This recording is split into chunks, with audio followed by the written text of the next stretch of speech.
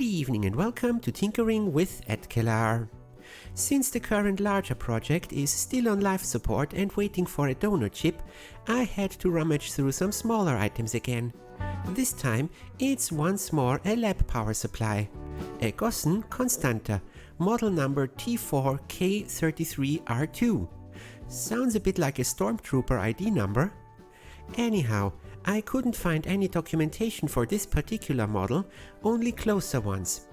Gossen has been making their Konstanter series for ages, and they are very popular around here. Pretty much every school lab and most companies swear by them. Based on the date code I found on the inside, this one here is from the summer of '69. It features 30 volts and 2 amps output with adjustable current limiting.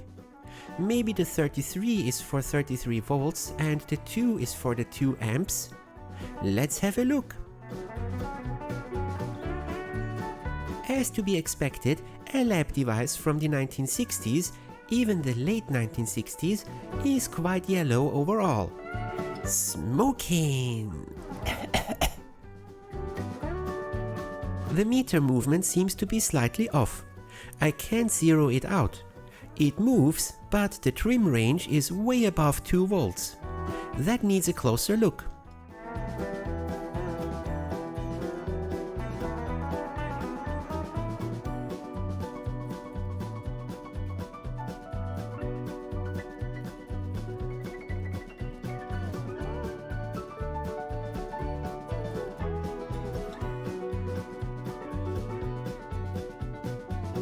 Oh, a fan! 4-pass transistors for the regulation. Maybe that's what the T4 in the model number indicates.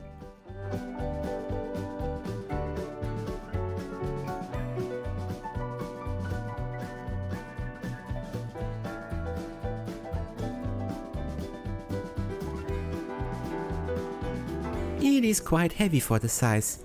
The transformer has lots of iron in it.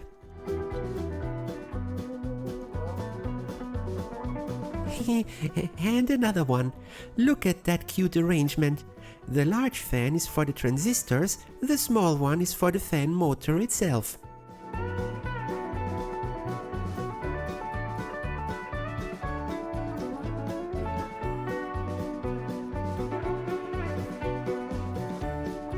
With the yellow layer all over, I have to scrub everything, inside and out.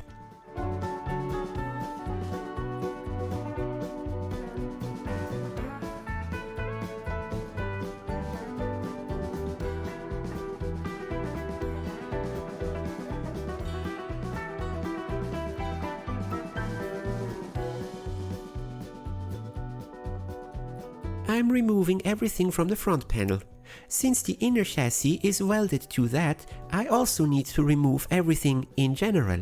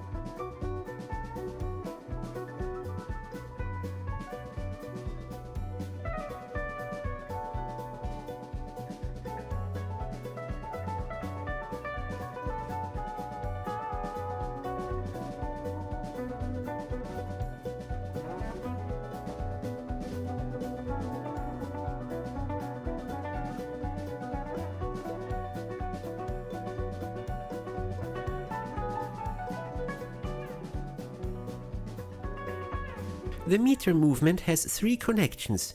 Seems to be switching for voltage and current ranges directly, although the current range is also labeled with volts, so a shunt is needed.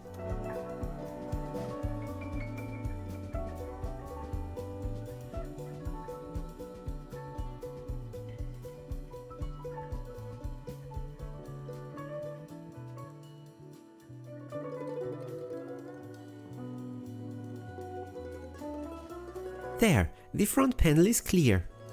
The grounding plug is just an attached banana socket straight on the front panel.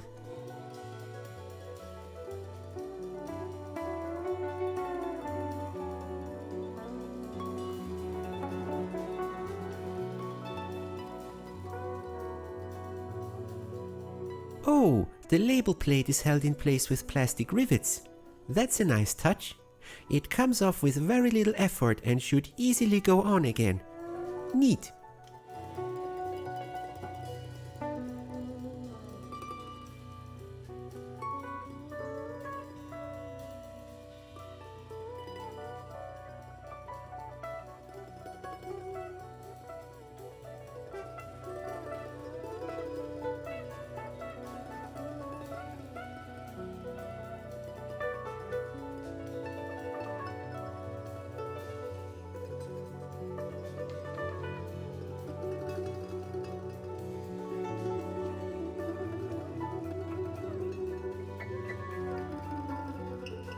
Cleaning up the case parts.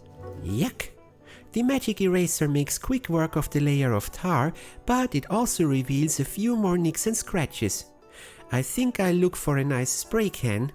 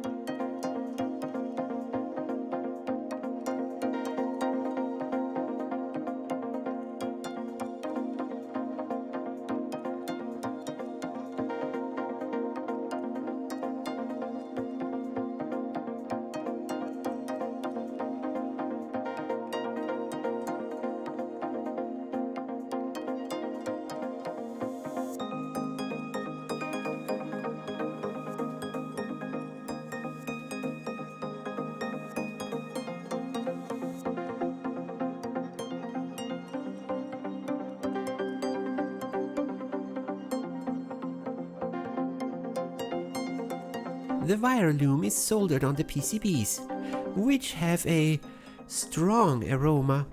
If you know old phenolic PCBs, this is it. Times 10. I haven't had ones that smell so strong yet.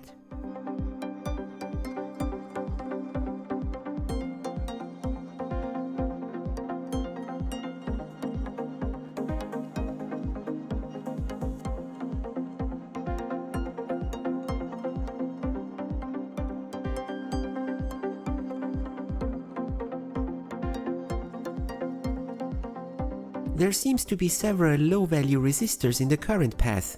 I count 6 pieces of coiled up wire. A schematic would be nice.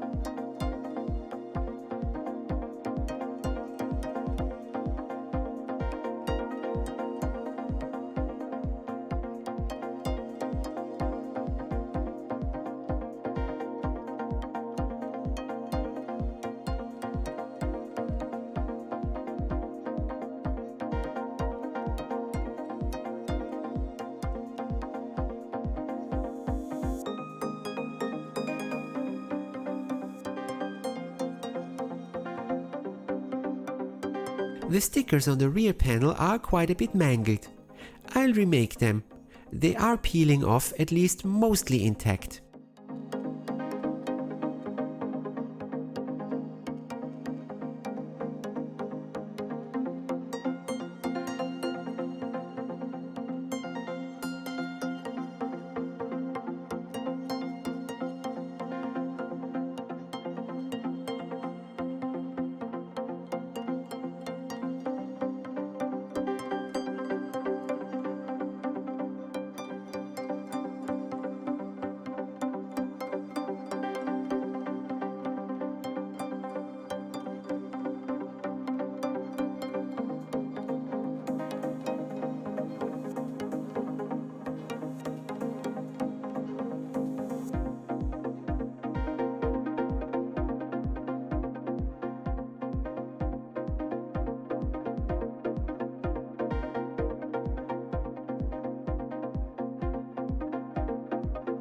Fresh paint. I found a really close match for the gray.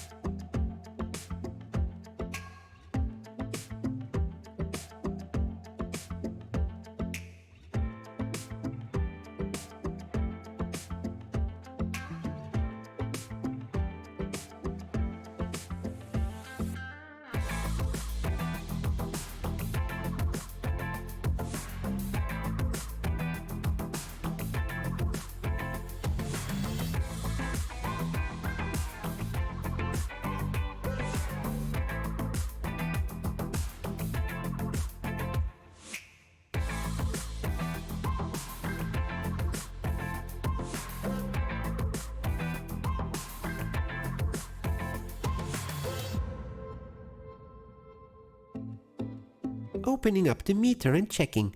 It does seem okay, nothing broken or bent as far as I can tell. I'm adjusting the lower trim to get it into normal range again.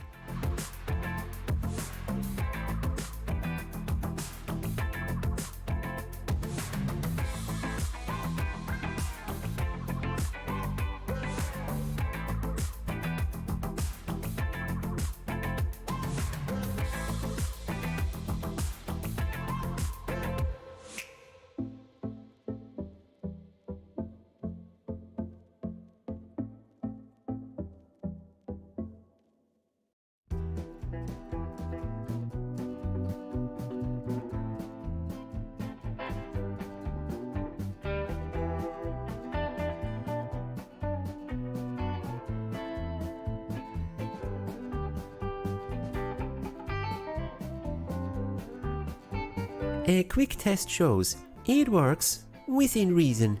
These meters should be pretty much spot on, but this one is a bit out of range in the upper side. I'm pretty sure it took a blow at some time. After trying a bit of back and forth with the adjustments, I'm leaving it as good as it gets. At least it works overall.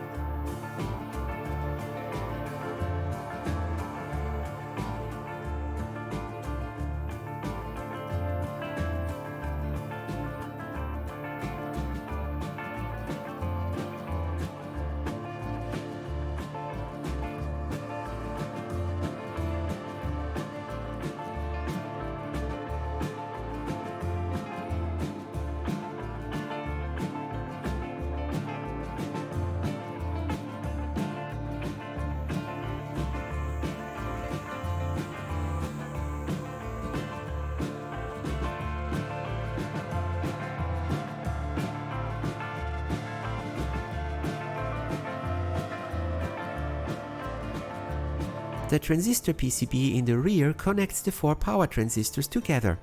There's also 4 trimmers. I better check what this is about. I did remove the transistors to update the thermal paste, so what trimming should I do?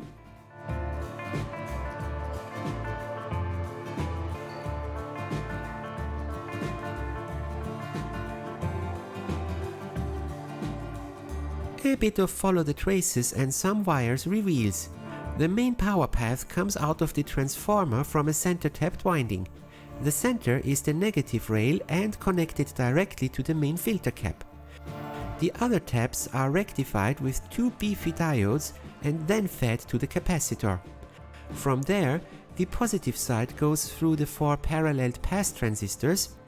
To compensate for minute differences in their voltage drop, their output is routed via a wire-wound resistor to a star point. From there, one shunt resistor is providing the current voltage for the meter in amp mode, and the other shunt is providing the current limiting input. On the output, we have a protection diode and a small capacitor. So that's why there are so many wire coil resistors. Not quite sure, but the coil design might also help with filtering some high frequency noise.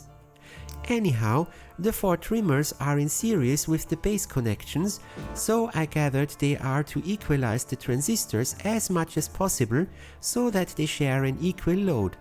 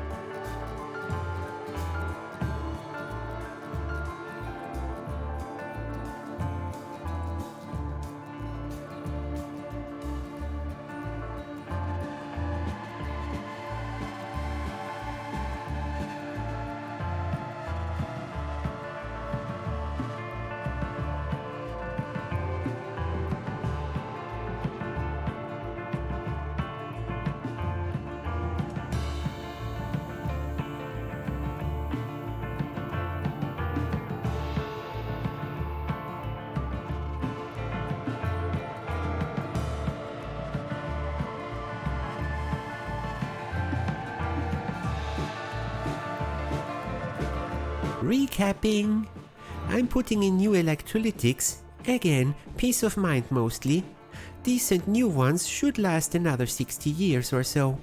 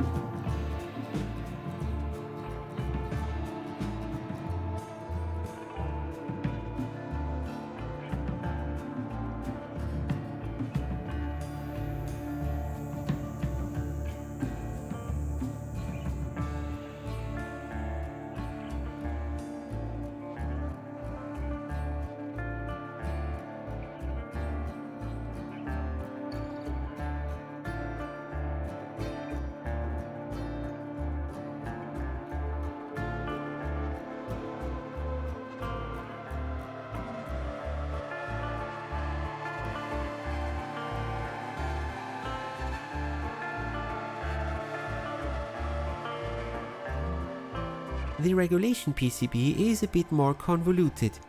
There's 8 smaller transistors on this, with 2 pairs connected via a shared heatsink even. They must be important to keep balanced.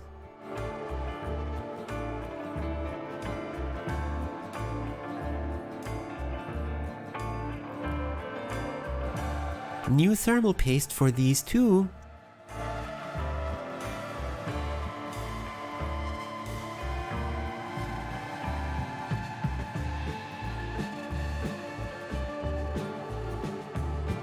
The main switch is interesting. I want to give the contacts a good clean, but it is riveted shut. Humph! Okay, have it your way. These hollow rivets are easily drilled out.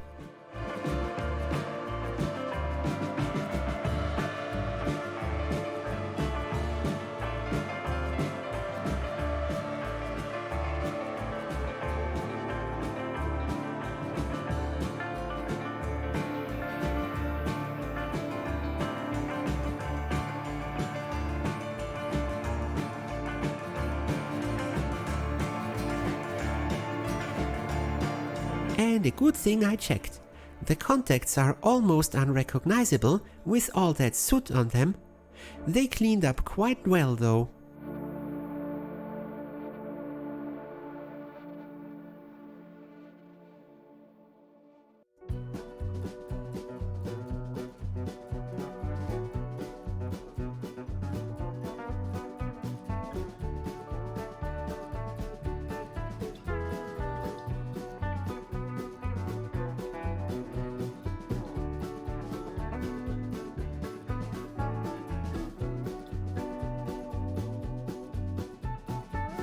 The meter switch is a work of art.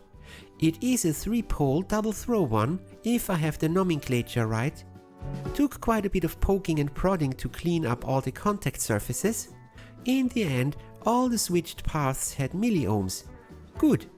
At least one had a few hundred ohms in the beginning, so I call that a significant improvement.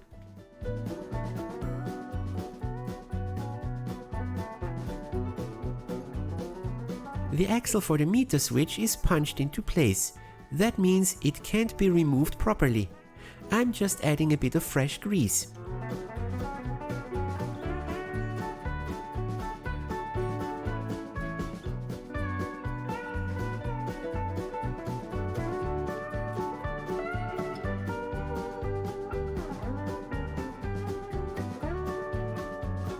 I needed to drill out the holes for the rivets a smidge, as I didn't have exact replacements, but at least everything comes together nicely.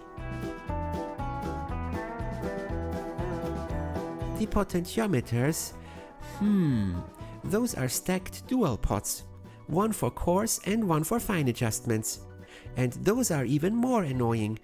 Besides the two rivets, those also have some pressed-in alignment pins for the stacking part. Those only come out with destructive force.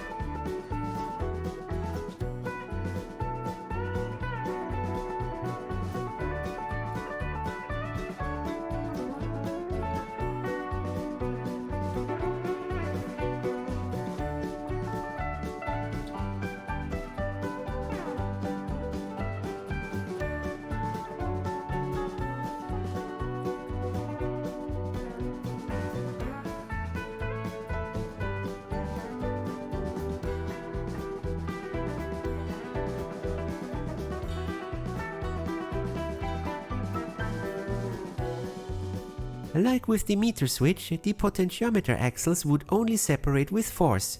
The inner axle has an adapter for the knob pressed on the end, so it's locked within the outer one. Grease and rebuild. At least I could clean the wiper tracks.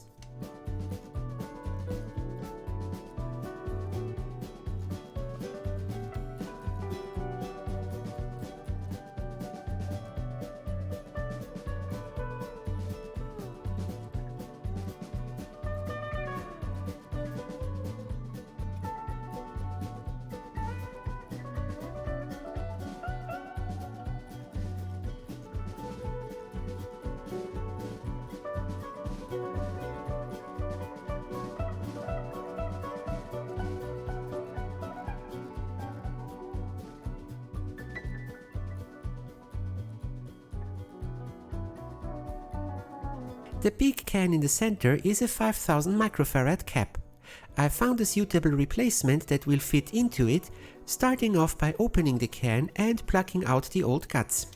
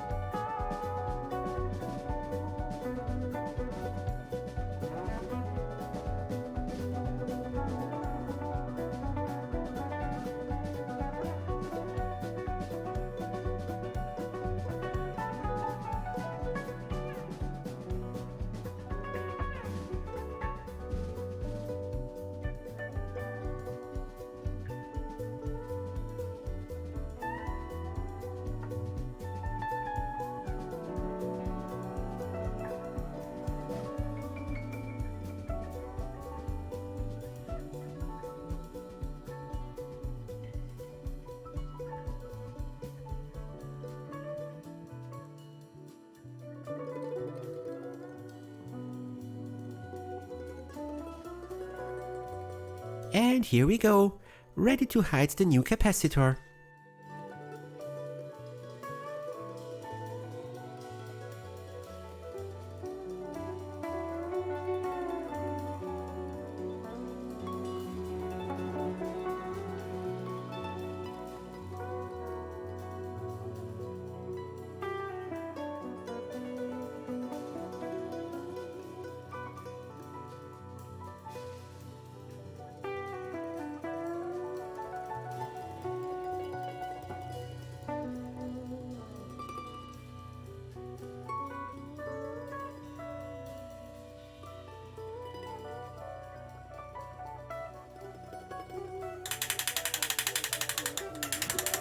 Ooh, clickety-clack. I think I'll put in a bit of foam tape to avoid the rattle.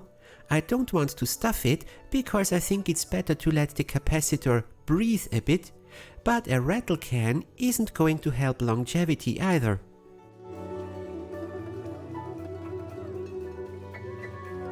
Assembly time!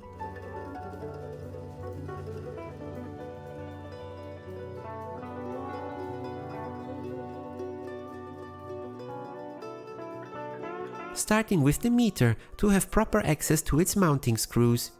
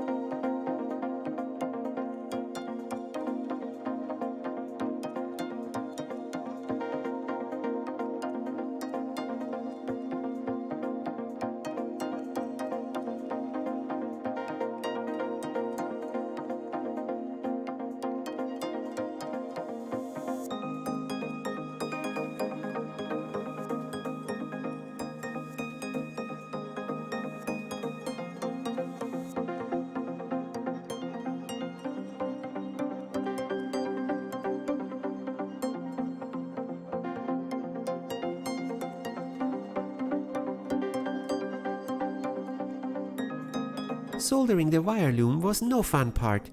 Some of the wires were refusing to cooperate and I had to get creative at times.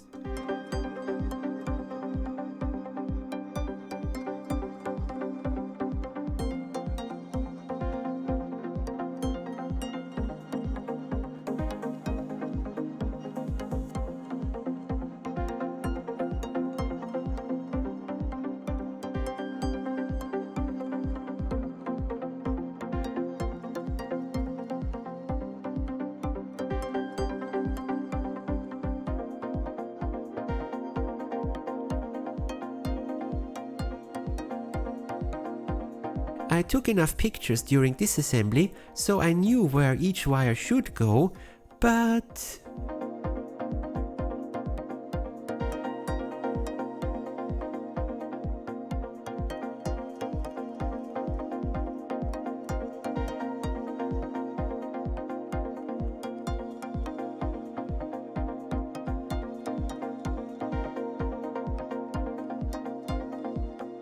I managed to mess up twice. Once I soldered the current potentiometer leads to the voltage potentiometer. Whoops!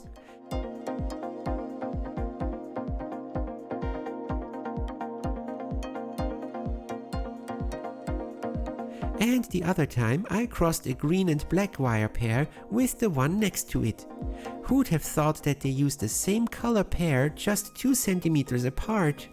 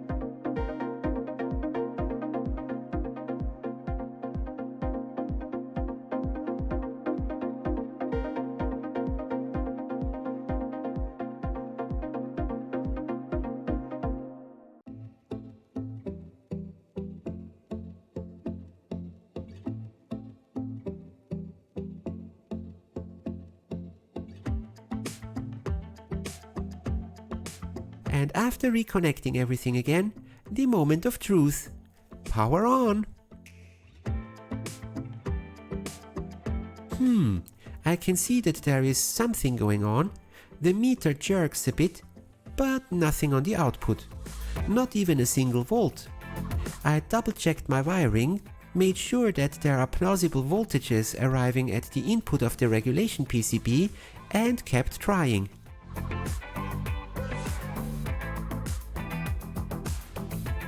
And suddenly, it works! Woohoo! I'm pretty sure that I adjusted the current limiting to mid-range during my initial tests, but I might not have. Turns out that the very low end of the current limit is too limiting for even the built-in voltmeter. So it needs to be set to quite a bit above zero to actually allow for any voltage. I'm also doing my best to reverse engineer the regulation circuitry, but I ran out of time before the video was done. What I know is quite puzzling though. Following best practices, Gossen has used a separate transformer output for the regulation power rail. But as a rather odd decision, it's not one, not two, but 3 rails. Next to the main power AC path getting tapped into as well. We thus have 4 different voltage sources on this board that are all connected somehow. Weird.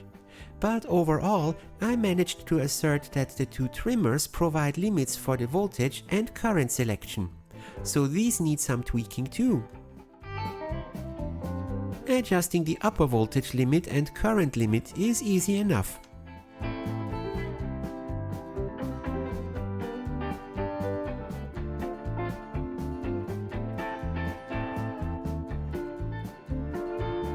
The balancing of the power transistors also works reasonably well. I shorted the output and ran a 1 amp current, then I checked the voltage drop on the equalization resistors. I adjusted the potentiometers until all of these voltages were within 0.1 volt of each other. I think that should be fine.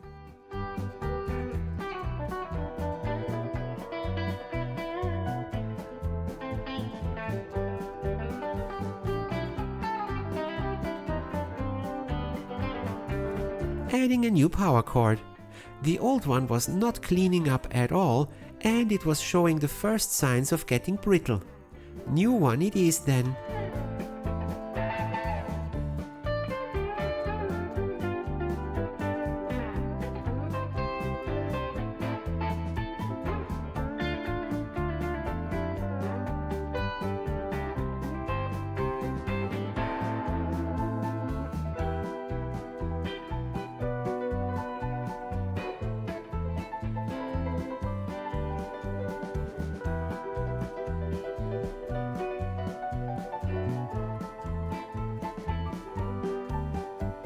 Adding the feet and handle again.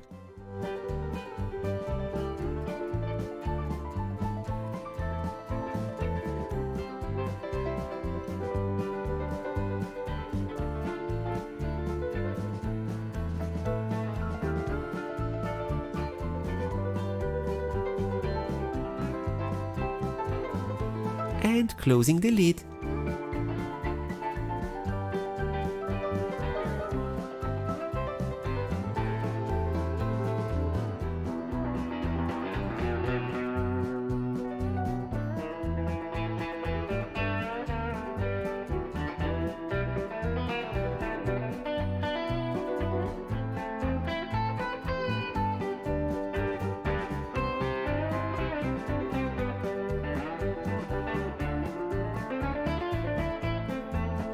And now the stickers. A quick scan and a not so quick Inkscape session later, I can print them on reflective inkjet paper. Looking like new. I even punched in the original serial number again.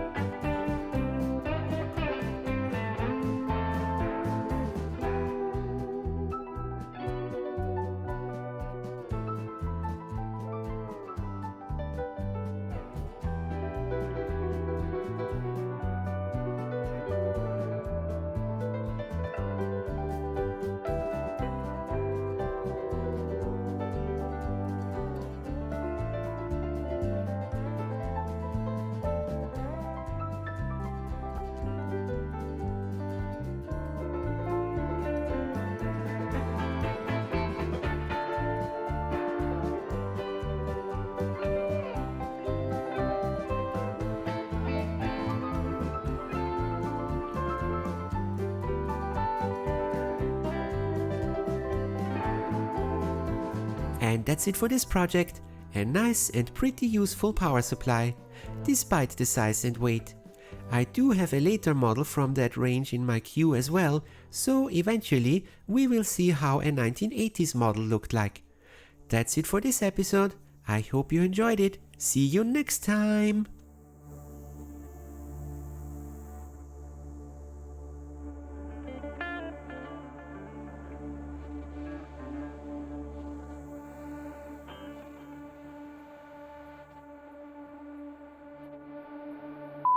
The magic eraser makes quick work of the layer of tar, but it also reveals a few